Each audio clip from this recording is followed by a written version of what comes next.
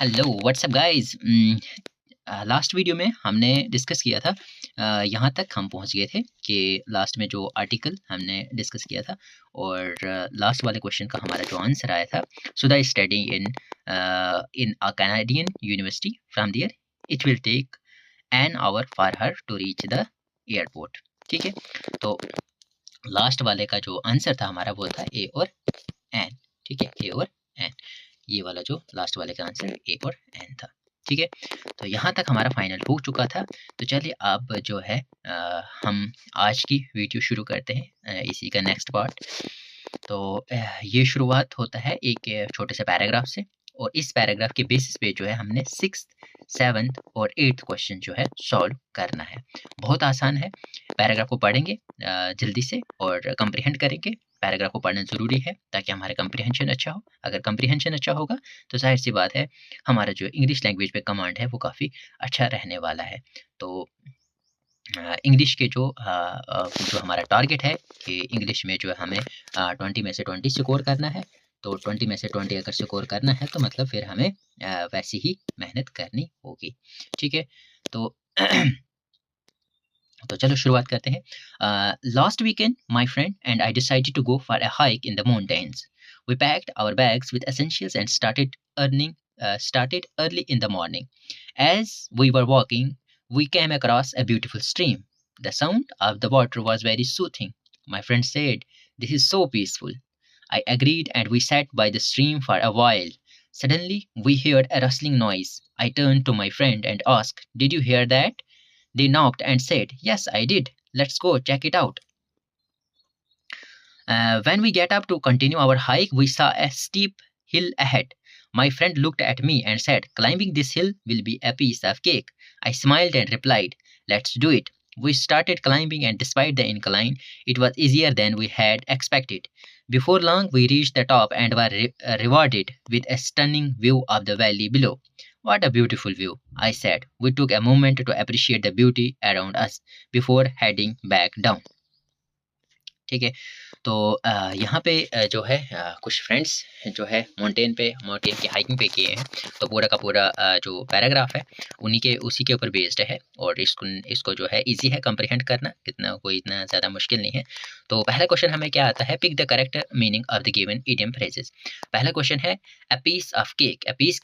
Piece of cake क्या होता है कि जो ईजी होता है, आसान होता है। एक आसान टास्क जो होता है, जो आसान कोई काम होता है उसको हम क्या बोलते हैं, अ पीस ऑफ केक। तो सेंटेंस में अगर हम देखेंगे तो सेंटेंस में कहाँ पे ये इस्तेमाल हुआ है, तो सेंटेंस में जो है आप यहाँ पे देखेंगे, climbing this hill will be a piece of cake. तो वो फ्रेंड्स जो है आपस में डिस्कस करते हुए, बात करते हुए एक दूसरे को बोल रहे हैं कि अगर हम इस हिल पे चढ़ना जो है एक आसान काम है, आराम से हम चढ़ सकते हैं।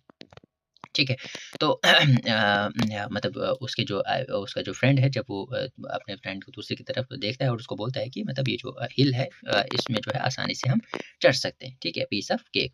तो पीस ऑफ केक का यहाँ पे जो हमारा आंसर आ जाएगा वो आ जाएगा, सॉरी, हमारा जो इसमें आंसर आ जाएगा वो आ जाएगा फैसाइल टास्क। जब भी एक आसान काम होता है उसकी जगह हम इडियम या फ्रेज लगा सकते हैं, ए पीस ऑफ केक। तो second question, which of the following pronoun is not used in the above paragraph. तो सेकंड जो यहाँ पे बताया है कि भाई आप बताओ इन चारों में से कौन सा प्रोनाउन जो है पैराग्राफ में इस्तेमाल नहीं हुआ है। तो अभी हम भी देख सकते हैं कि वी भी हुआ है, दे भी हुआ है, आवर भी हुआ है। तो इसका मतलब यहाँ पे जो है शी हमारा करेक्ट आंसर हो जाता है। क्यों? क्योंकि शी का जो है इस्तेमाल नहीं हुआ है। अभी आप देख भी सकते हैं यहाँ पे शी आपको कहीं पे भी नहीं दिखेगा। अगर हम फिर से एक बार क्रॉस चेक करें, we they our she, we they our और she, we they our she. आप देखो यहाँ पे, अभी आपको दिखेगा यहाँ पे वी, ठीक है, यहाँ पे दे और वी, दे और शी आपको कहीं नहीं दिखेगा। यहाँ पे वही दिख जाएगा हर जगह। और तो मेरे को अभी दिख नहीं रहा है कहीं पे।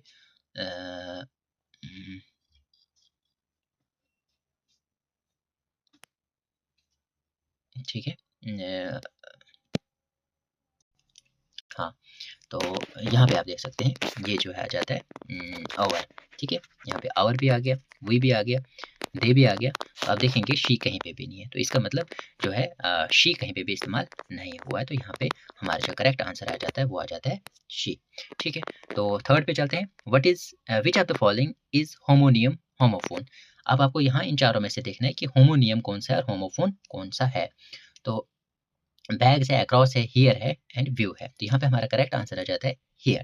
लेकिन इससे पहले कि हम इसको थोड़ा, क्योंकि अब हम एक्सप्लेन कर रहे हैं तो जाहिर सी बात है कंसेप्चुअल क्लैरिटी होना ज़रूरी है। अगर आप देखेंगे होमोनियम क्या होता है और होमोफोन क्या होता है, ठीक है।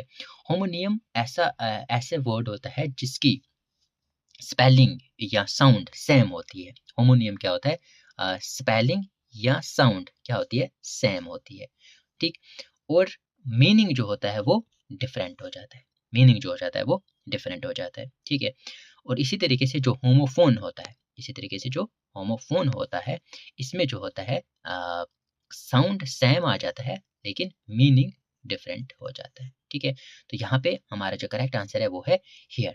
तो हियर जो है करेक्ट आंसर कैसे आ जाएगा, हियर जो है करेक्ट आंसर कैसे आ जाएगा, अगर आप हम देखेंगे हियर का करके HEAR, हियर, HERE, हियर, ठीक है। अब इस हियर का मतलब अलग हो जाता है, हियर मतलब यहाँ, हियर, हियर मतलब सुनना, ठीक है। तो इनका मतलब अलग हो जाता है लेकिन इनकी साउंड जो हो जाती है वो सेम हो जाती है। तो हियर यहाँ पे एक क्लासिक होमोफोन है, ठीक है। फिर उसके बाद नेक्स्ट क्वेश्चन है, select the sentence with the correct punctuation. Correct punctuation के साथ आपको जो है यहाँ पे इस सेंटेंस को करेक्ट करना है कि इन सब सेंटेंसेस, दिए गए सेंटेंस में से कौन सा ऐसा सेंटेंस है जिसकी जो है पंक्चुएशन जो है वो करेक्ट है। तो ऐसा कौन सा सेंटेंस है, अभी आप देखेंगे तो पहले वाले में ही आपको जाते टाइम ही जो है यहाँ पे मिस्टेक दिखेगा कि यहाँ पे गलत आ जाता है, पहला वाला गलत हो गया। जया सेड, अब हमें पता है कि सेड के बाद जो है, क्योंकि ये क्या है, ये एक डायरेक्ट स्पीच है, तो डायरेक्ट स्पीच में जो है रिपोर्टेड वर्ब जो सेड होता है उसके बाद कामा आना ज़रूरी है, तो यहाँ पे कामा आना चाहिए थे जो कि नहीं है। इट मीन्स ये भी गलत हो जाता है और ये भी गलत हो जाता है। उसके बाद थर्ड है, Jaya said they were getting really excited and were shouting, ठीक है। जया ने कहा कि वो बहुत ज़्यादा एक्साइटेड थे और शाउट कर रहे थे कम ऑन, और यहाँ पे एक्सक्लेमेटरी मार्क और यहाँ पे बंद। तो इस तरीके से जो हमारा जो ऑप्शन नंबर सी है वो करेक्ट हो जाता है। ऑप्शन नंबर डी भी देखेंगे, जायद said they were getting really excited and were shouting come on, तो यहाँ पे जो है लास्ट वाला ऑप्शन भी गलत हो जाता है। क्यों? क्योंकि यहाँ पे कम ऑन को जो है सेमी का जो है वहाँ पे पंक्चुएशन मार्क्स नहीं है, ठीक है। तो चलते हैं नेक्स्ट क्वेश्चन पे। Select the synonym of the word. अब आपको बताना है कि इस वर्ड का सिनोनिम क्या है। अब क्या है वर्ड, वर्ड है गैलेंट। गैलेंट आप याद रख सकते हैं, ठीक है।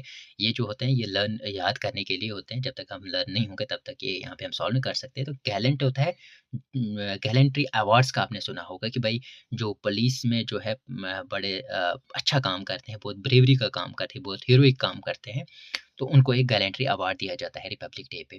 तो यहाँ पे गैलेंट क्या आ जाएगा, वैलिएंट। इसका जो आंसर करेक्ट आंसर आ जाएगा वो क्या आ जाएगा, वैलिएंट, ठीक है, वैलिएंट। कवर्ड नहीं आ सकता, क्रैवन नहीं आ सकता, टिमिड नहीं आ सकता, ठीक है। तो यहाँ पे इसका करेक्ट आंसर आ जाएगा वैलिएंट। नेक्स्ट क्वेश्चन पे चलते हैं। Select the antonym of the word. Antonym क्या होता है, एंटोनिम होता है अपोजिट वर्ड। तो ये जो वर्ड दिया हुआ है इसका जो है एंटोनिम, एंटोनिम यहाँ पे इडियोसेंक्रेसी, इडियोसेंक्रेसी का एंटोनिम, इसका अपोजिट वर्ड क्या आ जाता है। इडियोसेंक्रेसी का मतलब पहले हमें पता होना चाहिए कि इडियोसेंक्रेसी का मतलब क्या होता है। वो होता है पिकुलैरिटी या यूनिकनेस जिसको हम बोलते हैं, मतलब अलग। अब ये क्या है, इसका एंटोनिम, लेकिन इसका अपोजिट, तो इसका अपोजिट जो आ जाएगा नॉर्मल, कन्फर्मिटी जिसको हम बोलेंगे, ठीक है। तो यहाँ पे आ जाएगा इसका आंसर कन्फर्मिटी, ठीक है। चलें नेक्स्ट क्वेश्चन पे चलते हैं। Choose the correct meaning of the idiom. अब दूसरा फिर से इडियम हमारे पास आया है, इसका सही मीनिंग हमें निकालना है। By the skin of your teeth, by the skin of your teeth, ये एक इडियम है, इसका मतलब क्या होना चाहिए, क्या होना चाहिए। अब इसका जो मतलब है वो है नैरोली एस्केपिंग समथिंग, मतलब किसी चीज को मतलब बहुत बारीकी से बीचों बीच गुजर जाना, मतलब इसका आप देख सकते हैं by the skin of your teeth, आपके टीथ के बीच में जो स्किन है वो बहुत नैरो गैप है, उसके बीच में वो स्किन है, मतलब वहाँ से एक आइडिया लग जाता है इसको सॉल्व करने का। तो हाँ, यहाँ पे जो आ जाएगा क्वेश्चन डी इसका करेक्ट ऑप्शन आ जाएगा, नैरोली अवॉइडिंग समथिंग। ठीक है, चलें नेक्स्ट क्वेश्चन पे चलते हैं। Fill in the blanks with appropriate preposition. अब आ जाते हैं हम प्रीपोजिशंस पे। She stood dash the window lost in thought dash her future plans for the upcoming year. तो वो जो है अपने विंडो पे खड़ी होते हैं और अपने थॉट्स में कहीं गुम हो जाती है।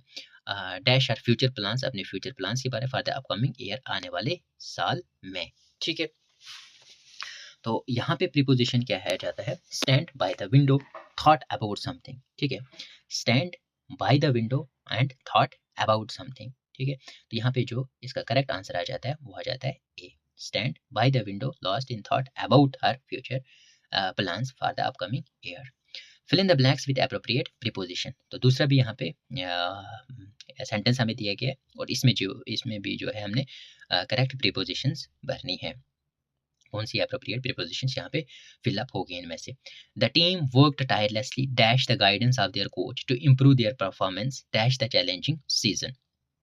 ठीक है, तो अंडर द गाइडेंस, अब देखो यहाँ पे क्या है, अंडर द गाइडेंस, अब यहाँ पे आ जाएगा टायरलेसली अंडर द गाइडेंस।